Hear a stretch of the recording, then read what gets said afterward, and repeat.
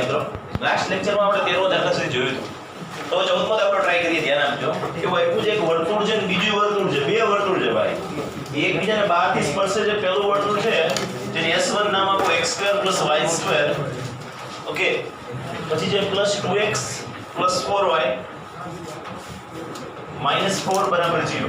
અને બીજું વર્તુળ છે S2 બરાબર એ જે x² + y² -4x -4y + 4 બરાબર 0. આ બે વર્તુળ બહારથી સ્પર્શે. સમજો, આ પહેલા નંબરનું વર્તુળ છે અને બીજા નંબરનું વર્તુળ છે. આ બે બહારથી સ્પર્શે છે, બરાબર? તો બહારથી સ્પર્શે છે એવું આપણે બતાવી દઈએ. બહારથી સ્પર્શે છે આ બે વર્તુળ, બહારથી સ્પર્શે છે. અને આપણે શું કીધું છે તો કે આ સ્પર્શ બિંદુ છે ને, આ બિંદુ આના યામ મેળવો. આ બિંદુમાં સ્પર્શ બિંદુમાં પ્રશ્ન શું છે, વર્તુળને છેદ બિંદુને યામ એકબીજાને બહારથી સ્પર્શે તો એક જ છેદ બિંદુ મળે, બે ન મળે. ખબર પડી? જો આવી રીતે બંને અહીંયા નહીં દેખાય, ખબર પડે? બે બહારથી સ્પર્શે તો એક જ તમારું સ્પર્શ બિંદુ થયું કે નહીં? એ જ તમારું છેદ બિંદુ થયું. આમ તો છેદ બિંદુ શબ્દ ન વપરાય, સ્પર્શ બિંદુ શબ્દ વપરાય. કઈ વાંધો નહીં. આના યામ મેળવવાના છે. તો આના કેન્દ્રના યામને P કયો, આના કેન્દ્રના યામને Q કયો, અને અહીંયા જે મધ્ય ભાગ છે એ બિંદુના નામને M કયો. M કયો, આ બિંદુને M કયો. તો આનું કેન્દ્ર કેટલું થાય પેલા E કયો. રેડી? સમજાય છે? 2gx + 2fy + c બરાબર 0. પછી આની ત્રિજ્યા કેટલી થાય? g² + f² - c. બેઠું? g² + f² -4 એટલે કે +4 એટલે કેટલું આવ્યું? √9 એટલે કે 3. એટલે આની ત્રિજ્યા આવી આપણી પાસે 3. એટલે આ ત્રિજ્યા pm ડિસ્ટન્સ કેટલું આવ્યું કહેવાય? તો આગળ 3. પછી આનું તમે કેન્દ્ર લખો તો આના કેન્દ્ર કેટલું થાય? 2 થાય ને? નથી સમજાતું? 2gx + 2fy + c બરાબર 0. 2g બરાબર -4, 2f બરાબર -4, g બરાબર -2, f બરાબર -2, -g -1 2 રેડી? અને ત્રિજ્યા કેટલી થશે? r2 બરાબર √2 નો વર્ગ 4 2 નો વર્ગ 4 -4 g² + f² - c. જવાબ આવશે √4. જવાબ આવશે 2. એટલે આ ત્રિજ્યા કેટલી થઈ? 2. તો આ ડિસ્ટન્સ તમને 2 આવ્યું. આના એમ ખબર છે કે s ખબર છે કેટલા છે તો કે -1 -2. આના એમ ખબર છે તો કે આ ખબર છે કેટલા છે તો કે 2 2. એનો મતલબ એક બિંદુ -1 -2 અને q 2 2. આ pq રેખામાં m રહ્યું ઈ pq નું p તરફથી 3:2 ગુણોત્તરમાં વિભાજન કરે. આવો શબ્દ આવ્યો તો? હા. હે, ભૂલથી શીખાતા ને બહુ. તો શું આવશે અહીંયા? m સ્પર્શ બિંદુ એ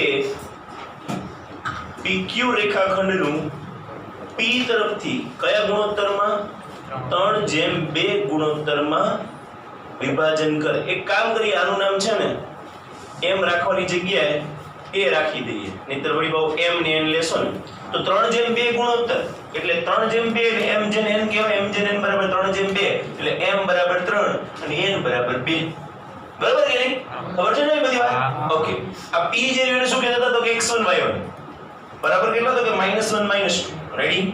q ને એવું કહેતા તો કે x2 y2 બરાબર કેટલા? તો કે 2 ઓકે. તો હવે તમારે આના યામ મેળવવાના છે. a તો સ્પર્શ બિંદુ a ના યામ a બરાબર શું આવશે તો કે mx2 + nx1 છેદમાં m + n પછી my2 + ny1 છેદમાં m + n. આવું આવતું હતું? હા. આટલા વિભાજન કરે તો અહીંયા તમે કિંમત મૂકી દેજો.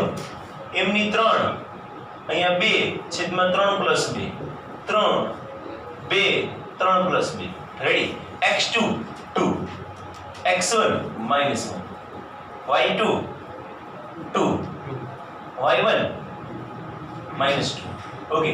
અહીંયા તમારો સાદુરૂપ આપી દેશો તમને જવાબ મળશે 3 × 6 - 2 6 - 2 એટલે 4 4 ના છેદમાં 5. અહીંયા 3 × 6 6 - 4 2 2 ના છેદમાં 5. તો 4 ના છેદમાં 5 અને 2 ના છેદમાં 5 એવો આપણો જવાબ ઓપ્શન નંબર બી. આ જવાબ તૈયારી કરી લેજો. જવાબ આવે છે કે નથી આવતો? ઓકે. ચાલો એના પછી છે પરવલય. પરવલયના સમીકરણ y² = 4ax. આમાં a > 0 બને, a < 0 બને તો કેવો શેપ બની તમારે મગજમાં રાખવાનું છે. યાદ હશે બધાને? બરાબર? પછી અહીંયા બીજું હતું x² = 4by. તો આના શેપ આ પ્રકારના બને. એક શેપ આમ બનતો હતો, એક શેપ આમ બનતો હતો. આના શેપમાં એક શેપ ઉપર તરફ બનતો, ધન b ધન હોય તો આવો બનતો હતો અને b ઋણ હોય તો આવો બનતો હતો. રેડી? ખબર છે ને? આ a > 0 હોય અને આ a less than 0 આવી રીતની કન્ડિશન આપણે શીખાડી. ઓકે, હવે ટેમ્પલેટ કાઢો ફટાફટ, આપણે એમાંથી સૂત્રો જોઈ લઈએ અને પછી દાખલાઓ તરફ આગળ વધીએ. ટેમ્પલેટ આપો કઈ દાખલા લાવ્યા છો ને? હા, તો સરસ. ચાલો, તો પરવલય પેરાબોલા. ઓકે, તો અહીંયા તમને એની વ્યાખ્યા એવી છે, નિયમિત કીધું છે ને, આપણે કઈ નથી જોતા, આપણે બધું શીખી ગયા છીએ. જીવા કોને કેવી? તો જીવા કોને કહેવાય? તો પરવલયને કોઈ પણ બે બિંદુઓને જોડતા રેખાખંડને પરવલયની જીવા કહેવાય. જીવા કોને કેવી? તો એ પરવલય હોય, આવો પરવલય હોય, આ બેને જોડો તો જીવા કહેવાય, આ બેને જોડો તો જીવા કહેવાય, અહીંયાથી આટલો ભાગ જોડો તો જીવા કહેવાય. આ બધી જીવા કહેવાય. કોઈ પણ બે બિંદુઓને જોડતી રેખાખંડને શું કહેવાય? પરવલયની જીવા. પરવલયની નાભી જીવા એટલે શું? પરવલયની જીવા જો નાભીમાંથી પસાર થાય તો તે જીવાને નાભી જીવા કહે. કે ફરજિયાતપણે જો આ જીવા રહી નાભીમાંથી પસાર થઈ જાય તો નાભી જીવા કહેવાય. આવી રીતે પસાર થાય તોય ચાલે, પણ કેવી હોવી જોઈએ? નાભીમાંથી પસાર થયેલી હોવી જોઈએ. તેને શું કહેવાય? નાભી જીવા. ઓકે, ચાલો. P ને પરવલયનું શીર્ષ અથવા શિરોબિંદુ કહે છે. આપણે જાણીએ છીએ આ P બિંદુને આપણે પરવલયનું શીર્ષ અથવા શિરોબિંદુ કહીએ છીએ. પછી છે પરવલયનું પ્રમાણિત સમીકરણ, તો કે y² = 4ax અને x² = 4by. એની ચિંતા નથી. પછી પરવલય y² = 4x માટે a > 0 હોય તો શું બને? તો એ આપણે બધા જ સમીકરણો જોયા છે. નાભિનયમ a 0 થાય, નિયમિકરણ સમીકરણ x = -a થાય, નાભિલંબની લંબાઈ 4 mod a થાય. અહીંયા ધ્યાન રાખજો 2b² a નહીં આવે. શું આવશે? 4 mod a. અને કેવી રીતે થાય એ પણ મેં તમને સમજાવ્યું હતું.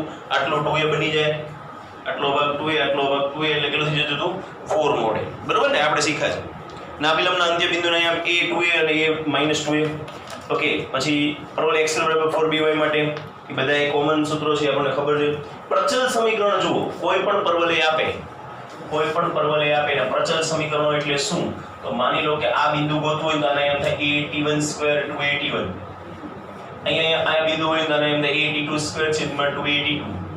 ટૂંકમાં પ્રચલ સમીકરણ શું બને? at² 2a. સાહેબ, આ પ્રચલ એટલે શું? એનો મતલબ એમ થાય કે અહીંયા t1 t ની કિંમત અલગ હશે, અહીંયા t ની કિંમત, અહીંયા t ની કિંમત, અહીંયા t ની કિંમત, t ની કિંમત, બધી જગ્યાએ t ની કિંમત કેવી હશે? અલગ હશે. માન લો કે તમે t ની કિંમત 1 લઈ લો, t = 1 લેતા, તો આના એમ કેટલા મળે? a અને 2a મળે.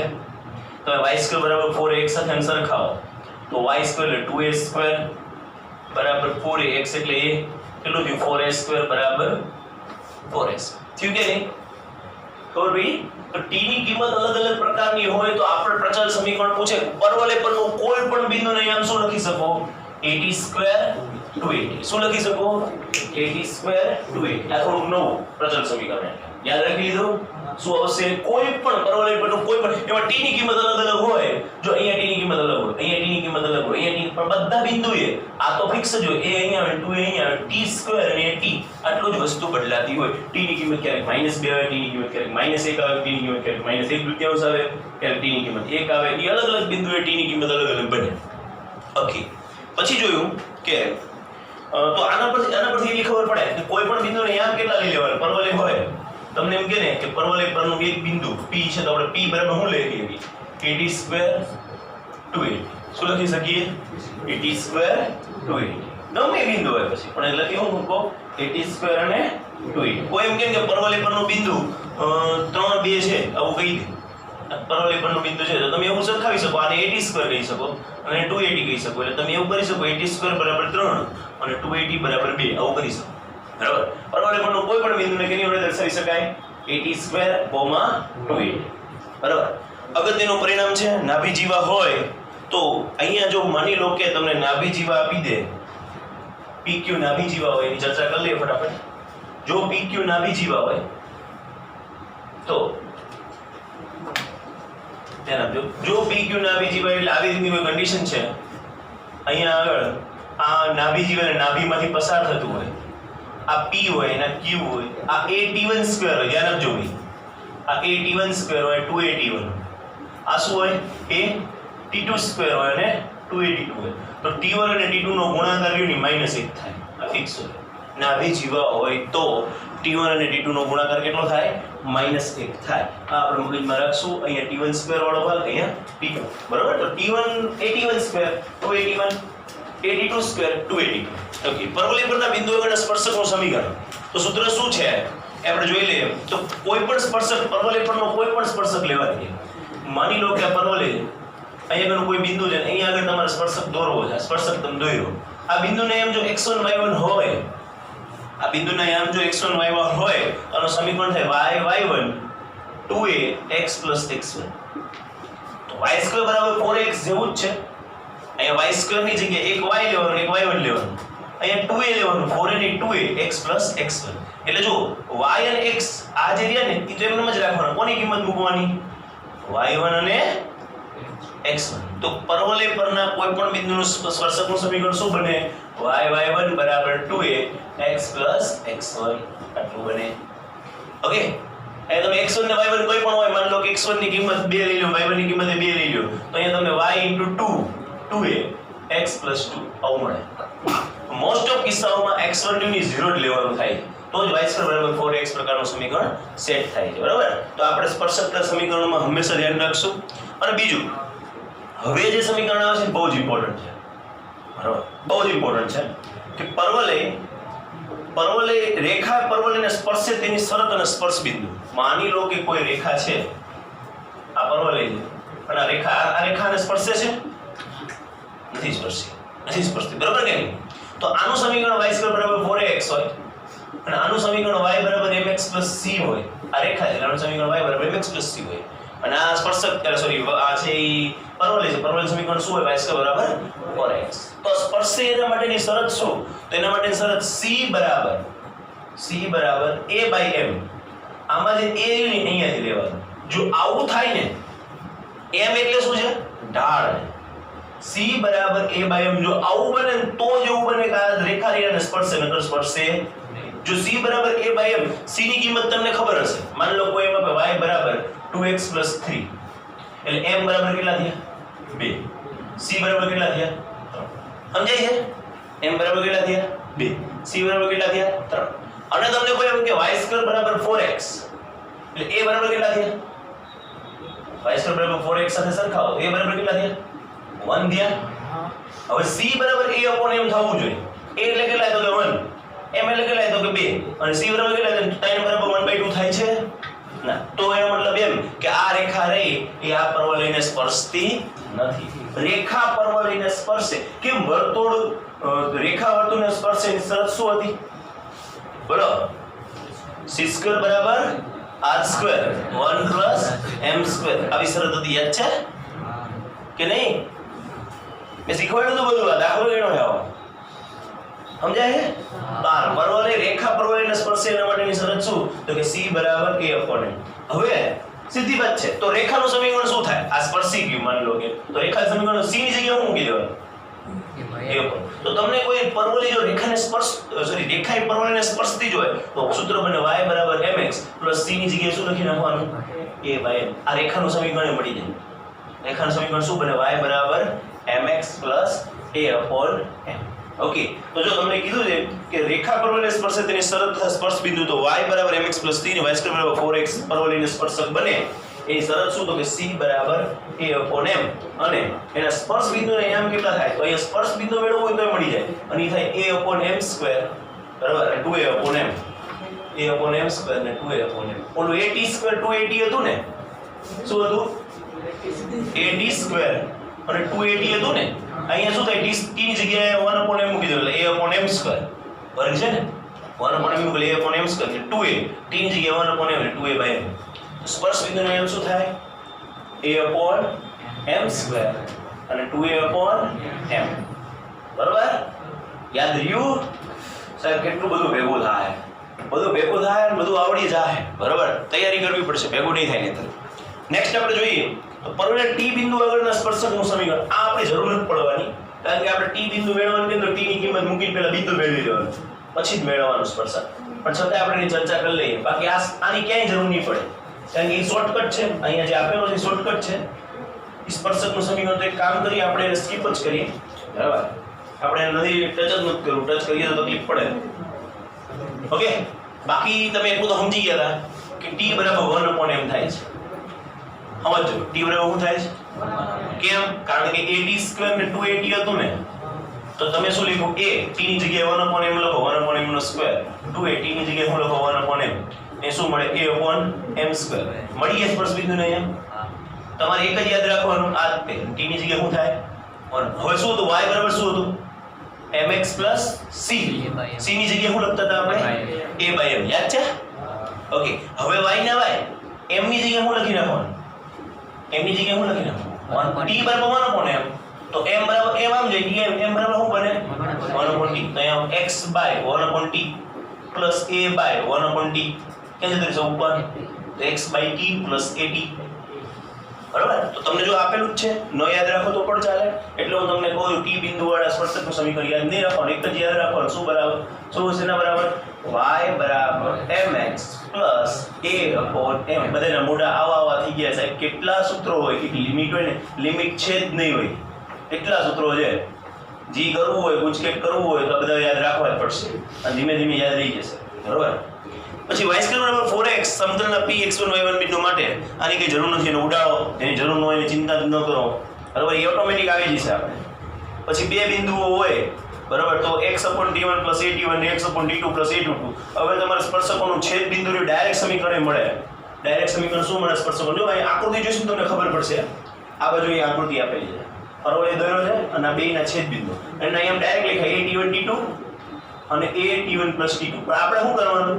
આપણે બે સ્પર્શકના સમીકરણ મેળવી લેવાના અને પછી એનો છેદ બિંદુ મેળવી લેતા. સૂત્ર યાદ રાખવું પડે નહીં. ગવર્મેન્ટ થોડી મહેનત વધી જાય, પણ કેટલા સૂત્ર યાદ રાખવા પછી? એક લિમિટ સુધી, બરોબર? જ્યાં જરૂર પડે ને યાદ રાખવા જ પડશે. અને પરવલયના ગુણધર્મો છે. તો નાભિજીવ અંત્યબિંદુ દોરેલા સ્પર્શકો નિયમિકા પર છેદે છે, એની કઈ ચિંતા નથી, આગળ આવશે ત્યારે જોઈ લેશું. અહીંયા ST બરાબર SP બને છે, એની પણ કઈ ચિંતા નથી, આગળ જોઈ લેશું. બરાબર? પરવલય કયા અક્ષ પર આવેલો છે એ નક્કી કરવું હોય તો લંબપાદ દોરવાનો, એ પણ જોઈ લેશું. એક આ પરિણામ ખાસ ધ્યાન રાખજો કે 1 આવી રીતે કઈ વસ્તુ બને, કારણ કે આ પરિણામ પરથી દાખલાઓ ઘણીવાર જીમાં હોય છે. આવું એક પરિણામ છે, જૂની ચોપડીઓમાં તો આ પરિણામ સાબિત કરતા તમે. આ S છે, આ P છે ને આ Q છે. બરાબર? તો તમે આ ડિસ્ટન્સ માપો એને SP કહેવાય. તો 1/SP + 1/SQ એ કોના જેટલું હોય? તો 1/mod જેટલું હોય. આનો સરવાળો 1/SP + 1/SQ બરાબર કેટલું હોય? 1/mod A. અને A એટલે શું થાય ખબર છે? A એટલે શું થાય? y² બરાબર 4x માં જે આ A આવે ને એ એની વાત છે. બરાબર? ઓકે, ચાલો. તો હવે એ જે ઉપાધિ નથી, જવા દો. બીજની વાત કરીએ, દ્વિઘાત સમીકરણના બીજ કયા મળે, એક્સ્ટ્રા વિઝન. તો આ તો બધું તમે 10માં ભણ્યા હો કે 2 બીજ મળે ને 1 બીજ મળે ને 9 બીજ મળે ને. શીખાવો ને બધું. Delta greater than 0, delta less than 0, delta બરાબર 0. નવું બધું શીખાવો. વિવેચક કહેતા, વિવેચક બબુચક d બરાબર b² - 4s. ઓકે, તો આવું બધું તમે જાણો છો એટલે એમાં નથી પડતા. હવે ડાયરેક્ટ આપણે દાખલાઓ તરફ જવાનું છે. આપણે પહેલો દાખલો જોઈએ. કેટલો સ્પીડમાં ચાલ્યું? બધું ઉપરથી. હા ભાઈ, બધું ઉપરથી. હા સાહેબ, નહીં 2-3 વાર પ્રેક્ટિસ કરશો ને. બીજું કઈ યાદ ન રહ્યું તો કાઈ નહીં, y બરાબર mx plus a/m યાદ રાખજો એટલે બધા દાખલા આવડશે. બરાબર? અમુક જગ્યાએ જે પરિણામની જરૂર પડશે એ આપણે જોઈ લઈશું. જો હું તમને પહેલા કીધું તો આ ચેપ્ટર બહુ ઈઝી છે, બહુ ઈઝી છે. ઈઝી શું કામ છે ખબર છે? કારણ કે આવું બધું છે જ નહીં આપણી ટેક્સ્ટ બુકમાં, એટલે ઈઝી છે. બાકી આ બધાની સાબિતીઓ દ્યો તો તમને ખબર પડે કે ઘણું બધું ભેગું થઈ જાય એમ છે. બરોબર ને? ચાલો, તો પહેલો દાખલો જોઈએ. Example number 15. અહીંયા ધ્યાન આપજો. ઈઝી છે, ઈઝી છે, આટલું જ બોલો, ઈઝી છે. કોઈ પણ દાખલો એટલે કે ઈઝી છે એ પહેલા તો આપણું મગજ એમ તો વિચારવું પડે કે હા ઈઝી છે, પછી સ્ટાર્ટ થાય. બરાબર? એટલે પહેલા જ બોલવાનું ઈઝી છે. ઓકે, તો એ પહેલો બિંદુ એ P બરાબર at1. જો અહીંયા તમે હવે સમજી ગયા છો, આ જોઈને ખબર પડે કે શેના વડે દર્શાવ્યું? પ્રચલ સમીકરણ વડે દર્શાવ્યું, પ્રચલ બિંદુ વડે દર્શાવ્યું છે. ઓકે, Q બરાબર કેટલા આવશે? at2 square 282. એક પરવલય y² બરાબર 4x ની કોઈ જીવાના અંત્ય બિંદુ હોય, આ ભૈર્યા P અને Q આ બંને કેવા છે? તો કે જીવાના અંત્ય બિંદુ હોય. જીવા એટલે આવી કોઈ જીવા બને. ઓકે, ઓકે, કોઈ જીવાના અંત્ય બિંદુ પરવલય શિરોબિંદુ વગર કાટકોણ માત્ર. ઓહો, क्या बात है. તો અહીંયા આવી નામ નહીં દોરે. કેવી રીતે દોરાશે? આમ દોરવાનું છે. અહીંયા હું આંતરે હે ભાઈ કાટકોણ. જો તો કાટકોણ આંતરાવી દે એમાં આપણને એમાં કહેવાતું ને કાટકોણ આંતરે કીધો કે આ P બિંદુ છે ને આ કેવું બિંદુ છે? P ના એમ કેટલા છે ભાઈ? at1 square 281. Q ના એમ કેટલા છે ભાઈ? at2 square 281. આ આપણે કહી દીધું શિરોબિંદુ, પરવલયના શિરોબિંદુ. આવું પરવલય આપણે શીખાય શિરોબિંદુ રહ્યું એને જો તમે O વડે દર્શાવો તો ઓના એમ કેટલા હોય? 0. હવે શું કહે કે છે T1 * T2 કેટલા થાય એવું આપણને કહે છે. તો આપણે તો T1 * T2 એટલે -1 હમણાં શીખી ગયા ને? ના એ બોલા માટે શીખ્યા હતા ને? તો -1 લખી નાખશું? નહીં લખાય. કેમ નહીં લખાય? એની શરત શું હતી? કાઢો બુક ભેગી રાખજો ને તો નહીં ખબર પડે. શરત શું હતી? T1 * T2 બરાબર -1 માટેની શરત શું હતી? બોલો ક્લિયર કરો બધું. બોલા બિંદુમાંથી પસાર નાભી બિંદુમાંથી અહીંયાથી નાભીમાંથી પસાર થતું હોય તો એમનો ગુણાકાર -1. અહીંયા નાભી નથી, નાભી તો અહીંયા આગળ છે, અહીંયા આગળ થોડી નાભી છે. પડી ખબર? એનો મતલબ એવો થયો કે આપણે -1 નહીં લઈએ. પણ એક વસ્તુ તમને અંદર દેખાય છે. કઈ વસ્તુ દેખાય છે? કે બે રેખાઓ છે. કારણ કે લંબ શબ્દ વાપરો ને એટલે એક રેખા આવી જો, એક OP રેખા છે, દેખાય છે? OP રેખા આવી અને બીજી રેખા કઈ છે? OQ રેખા. આ બે એકબીજા સાથે કેટલો ખૂણો બનાવે છે? 90. જો બે રેખાઓ એકબીજા સાથે 90 ડિગ્રીનો ખૂણો બનાવતી હોય તો એમના ઢાળનો ગુણાકાર લ્યો સાહેબ. રેખા ગઈ તેલ લેવા, રેખા ગઈ તેલ લેવા. તેલ બહુ મોંઘું છે, બરાબર? તો યાદ રાખો, જો બે રેખાઓ પરસ્પર લંબ હોય, આનો ઢાળ m1 અને આનો ઢાળ m2 હોય તો આ બેના ઢાળનો ગુણાકાર -1 થાય. કેટલો થાય? -1. આવું તમે ભણ્યા છો રેખામાં. બે રેખાઓ પરસ્પર લંબ હોય તેમના ઢાળનો ગુણાકાર -1 થાય. ઓકે, તો અહીંયા તમારે આનો બેને ઢાળ મેળવી લ્યો. PO નો ઢાળ આવડે? PO નો ઢાળ ગુણ્યા OQ નો ઢાળ. બે રેખાનો ઢાળ બરાબર શું લેશો? -1. કારણ શું? કારણ કે PO લંબ શું છે? OQ છે. ખબર પડી? આ બે તો બેના ઢાળનો ગુણાકાર કેટલો થાય? -1. તો PO રેખાખંડનો ઢાળ અને OQ રેખાખંડનો ઢાળ, બરાબર? રેખાનો ઢાળ દોરો તોય વાંધો નહીં, એને રેખા સ્વરૂપે દર્શાવો તો વધુ સારું રહેશે. તો રેખા સ્વરૂપે દર્શાવી દે. ચાલો, આ બે પરસ્પર લંબ છે. હવે PO નો ઢાળ ગોતતા આવડે? બે બિંદુ આપ્યા તો ઢાળ ગોતતા આવડે? શું થાય? y નો તફાવત છેદમાં x નો તફાવત. y નો તફાવત કેટલો થશે? 281 - 0. 281 - 0. ખબર પડી? y નો તફાવત એ ખબર પડી? y નો તફાવત x નો તફાવત શું થાય? 81² - 0 ગુણ્યા OQ રેખાનો ઢાળ 282 - 0. ઓકે, પછી x નો તફાવત 82² - 0 બરાબર -. ઓકે, ચાલો. તો કોઈ પણ બે રેખાઓ પરસ્પર લંબ હોય તેમનો ઢાળ -1 થાય. અને કોઈ પણ રેખાનો ઢાળ કેવી રીતે મળે? કોઈ રેખાઓનો ઢાળ કેવી રીતે મળે? અહીંયા x2 y2 હોય, અહીંયા x1 y1 હોય તો આ રેખાનો ઢાળ થાય y2 - y1 x2 - x1. y નો તફાવત છેદમાં x નો તફાવત, એને શું કહેવાય? ઢાળ. ઓકે, તો એ તમને શું મળશે? 281 છેદમાં 81². 81². ઓકે, ગુણ્યા 282 છેદમાં 82² બરાબર -1. તો એ શું મળજો? એ ઉડી ગયા, એ ઉડી ગયા. અહીંયા બે દુ કેટલા થઈ ગયા? 4. એક T1² ને T1 છેદમાં શું વધ્યા? T2. ખબર પડે? T1² ને કે અહીંયા હું કરું હાલો બસ T1². અહીંયા T1 * T1, અહીંયા શું આવશે? T2. અહીંયા T2 * T2 બરાબર -. હવે T1 ઉડી ગયા. T2 ઉડી ગયા. શું આવ્યું? 4/T1 * T2 બરાબર -1. T1 * T2 ના બાજુ લઈ જાઓ. 4 બરાબર -T1 * T2. માઈનસ ના બાજુ લઈ જાઓ. -4 બરાબર T1 * T2. એટલે કે T1 * T2 બરાબર -4. મને -4 જ માંગ્યું હતું. જુઓ -4 જવાબ આવે છે. Option number A. પડી ખબર થોડી ઘણી? આવ્યું? તો યાદ રાખવાનું. શું યાદ રાખવાનું? રેખા તેલ લેવા ગઈ. શું યાદ રાખવાનું? રેખા તેલ લેવા ગઈ. એવું યાદ નથી રાખવાનું. રેખા બે રેખા વચ્ચેના ખૂણો જો 90 ડિગ્રી હોય એમના ઢાળનો ગુણાકાર -1 થાય. જોઈએ હવે દાખલા નંબર 16. એવું આપ્યું છે કે પરવલય y² બરાબર 4x ની એક જીવા શિરોબિંદુમાંથી પસાર થાય છે. લ્યો, જીવા શિરોબિંદુમાંથી પસાર. જીવા કોને કહેવી?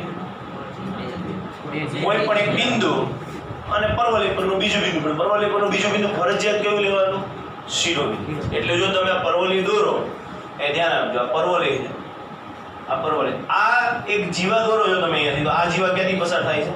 શિરોબિંદુ. એટલે આ 0 0. અને અહીંયા બિંદુ લ્યો, અહીંયા બિંદુ તમને ઈચ્છા પડે ને ગમે એક બિંદુ લ્યો, આ બિંદુ લીધું ને P નામ આપો.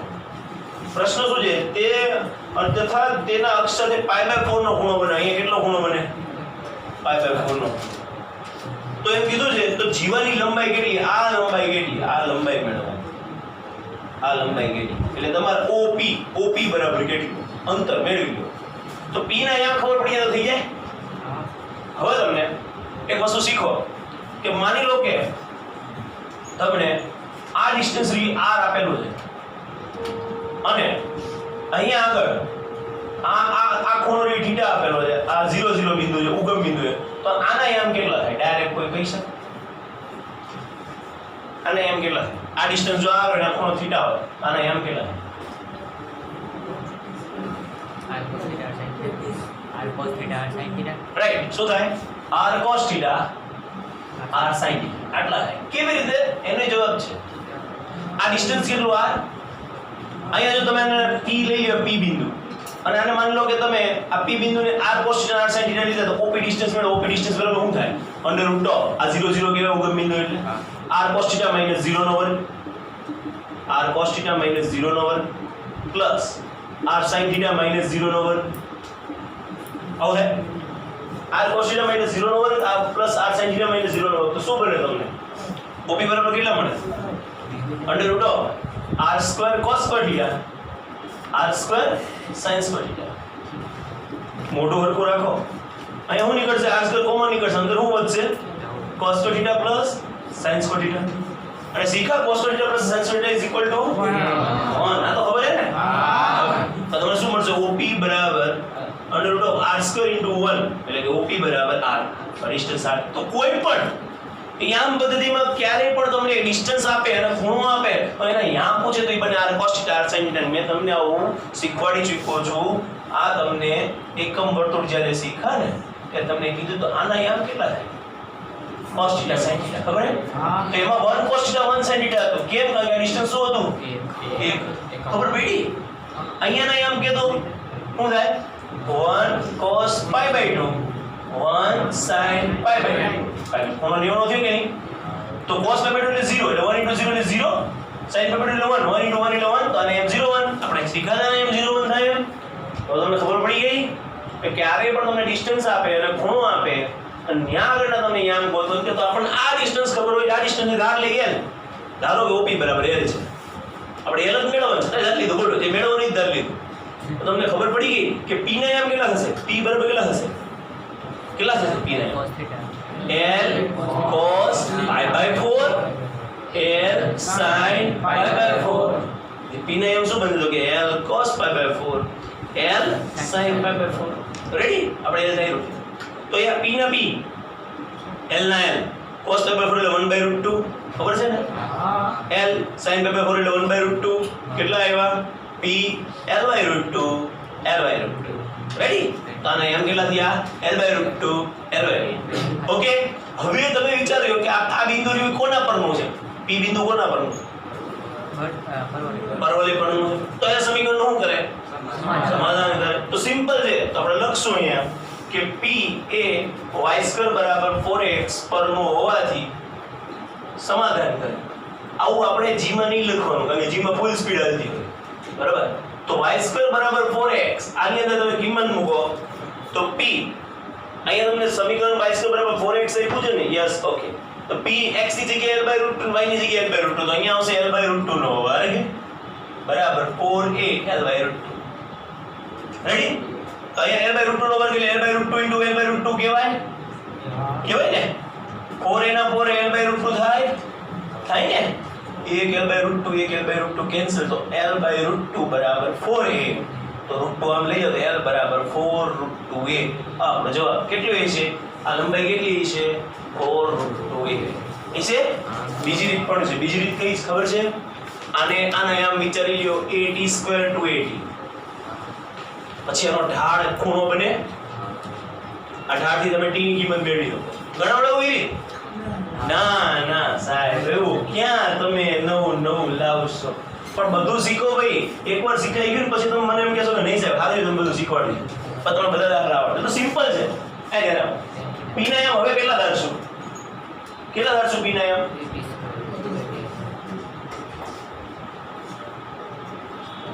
p ને એમ ધારશું અહીંયા આમ છે બરાબર આ p ગણ લો p એટલે at² 2at અને આ કેટલું ગણશો 0 છે તો ઢાળ કેટલો થાય op નો ઢાળ ધ્યાન આપો આ π/4 તો op નો ઢાળ બરાબર 10 π/4 થાય કે નહીં હવે op p ના એમ કેટલા છે op નો ઢાળ એટલે ym નો તફાવત કેટલો હશે 280 - 0 સમજ્યા છેદમાં x એમાં તો at² - 0 ઓર બીડી ym નો તફાવત છેદમાં x એમાં 10 π/4 એટલે 1 તો શું આવ્યું 280/80² બરાબર 1 એ તો કેન્સલ 80 કેન્સલ 2/t બરાબર 1 t આ બાજુ સમજાય છે 80 કેન્સલ 2/t બરાબર 1 t બરાબર કેટલા બની ગયા 2 તો તમારે t ની કિંમત અહીંયા મૂકી દયો એટલે p બરાબર શું છે 80² 280 એ કિંમત મૂકી દયો કેટલી આવશે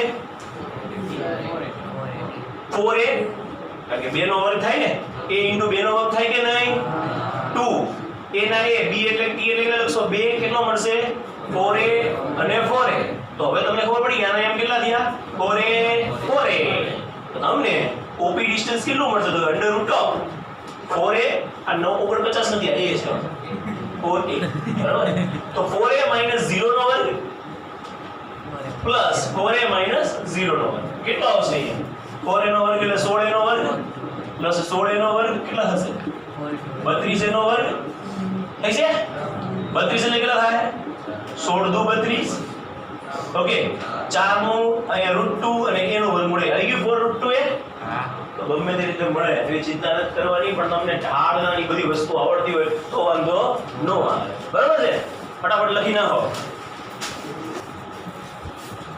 બરાબર આપણને એક પરવલય કીધો છે y² 4x એને તમે 4x સાથે સરખાવો તો 4a = 4 એટલે a = 1 થાય ઓકે એટલે તમને નાભીને એમ 10 મળી ગયું હવે બિંદુ કયું કીધું છે -2 -1 એટલે -2 એટલે -1 -2 અને ym -1 ym - એટલે આ બિંદુ થયું આ બિંદુમાંથી બે સ્પર્શકો વચ્ચેનો ખૂણો એટલે અહીંયા આગળ એક સ્પર્શક બને છે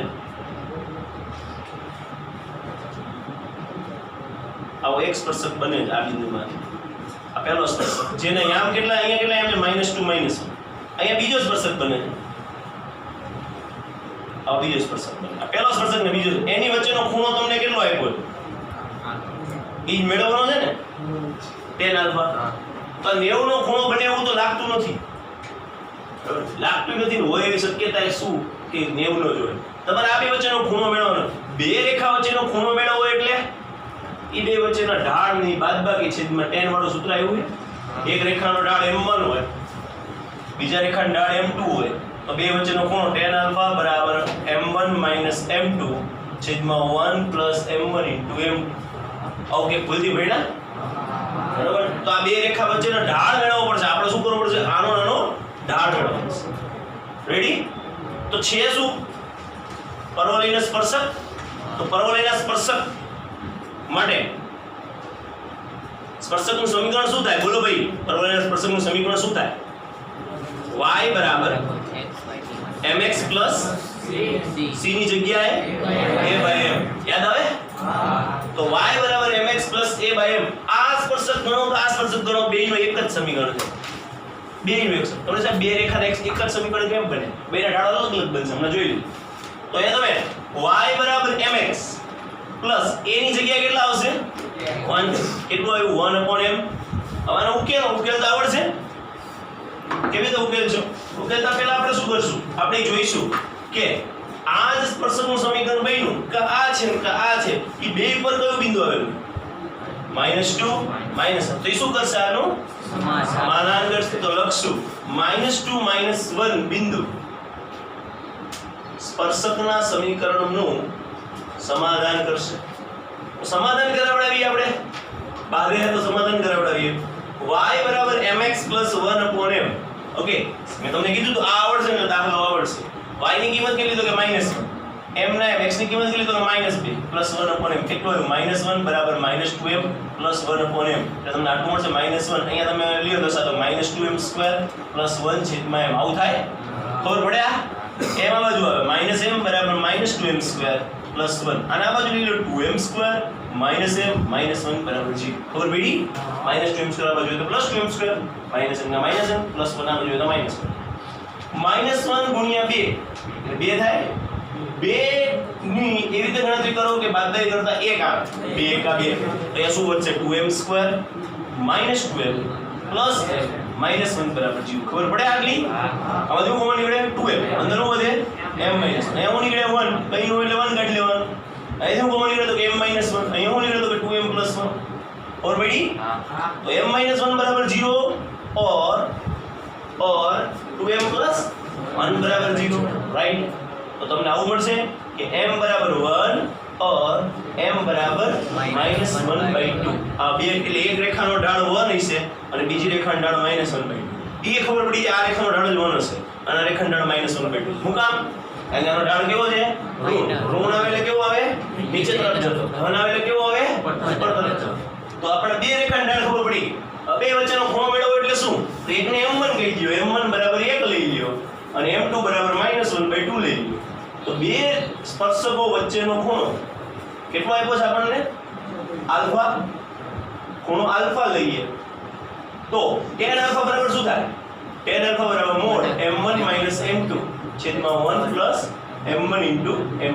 રેડી તો tan આલ્ફા ના tan આલ્ફા बराबर ना बराबर 1 -1/2 छेदમાં 1 + 1 -1/2 રેડી તો tan આલ્ફા બરાબર કેટલા મળશે 1 + 1/2 થશે થશે ને હે હા શું છે 1 - 1/2 તો tan આલ્ફા બરાબર કેટલા આવશે mod of 3/2 છેદમાં 1/2 2 કેન્સલ tan આલ્ફા બરાબર કેટલા આવ્યા 3 that is our answer આપણે tan આલ્ફા પૂછ્યો tan આલ્ફા બરાબર કેટલા આવ્યા 3 દાખલો પૂરો આવડી ગયો દાખલો જરૂરી શું છે તમને સ્પર્શકનું સમીકરણ આવડવું જરૂરી ચાલો નેક્સ્ટ દાખલો જોઈએ 18 મિનિટ ધ્યાન આપો આવડી જશે બહુ ઈઝી હું તમને હિન્ટ આપી દઈશ તો આવડી જશે y² બરાબર 4x સેમ ટુ સેમ બસ આમાં a ની કિંમત કેટલી હશે 1 ખબર પડી આતે તો આપણે ડાયરેક્ટ લખી નાખી માટે a બરાબર 1 ઓકે માંથી 1/4 માંથી પસાર થતા સ્પર્શકો વચ્ચેના ખૂણાનો માપ હવે ક્યાંથી પસાર થાય છે